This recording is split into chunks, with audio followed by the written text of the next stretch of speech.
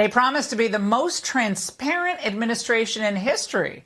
But now the Biden administration is refusing to release the audio tapes of his interviews with special counsel Robert Hur. Why not just release them, especially with this White House's commitment to transparency? The Attorney General made it clear that law enforcement files like these need to be protected. And so the president made his determination at the request of the Attorney General. She just did a Michael Cohen. Joining me now is Florida Congressman Byron Donalds. He sits on the House Oversight Committee, which made the request for the audio. Congressman, we already have the transcript of these interviews. So why are they afraid to let us hear Joe Biden answer the actual questions? Laura, it's good to be with you. Let's be honest. They're afraid to let those the audio out because they don't want the American people to hear Joe Biden. They want you to read about it. They want you to see Joe Biden in these overly choreographed little segments where a lot of us up here on Capitol Hill believe that they give him a little bit of that special potion to get his motor running, but then it wears off. They don't want us to hear him when he's having to actually answer questions and actually tell the truth to Mr. Hur, the special prosecutor in this situation.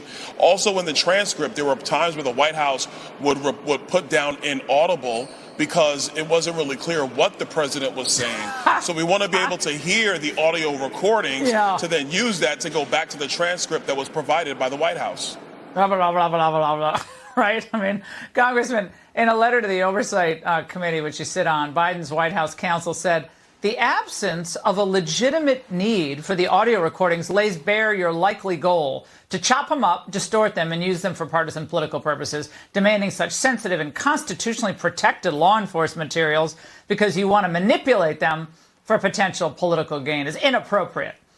Congressman, is there not a legitimate right for the public to know what their president sounds like when asked simple questions about classified documents that he had stored in random boxes in his garage?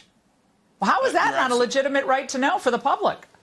The public does have a right to know. We should be getting that information for the American people, especially considering the fact that Joe Biden had those documents from when he was vice president of the United States, when he was a United States senator, which is a violation of the statute dealing with classified information. That's a clear violation. He had no rights to those documents. Secondarily, what is also clear is that you had White House employees go over to the Penn Biden Center months before they miraculously said, oh my gosh, we might have found documents too.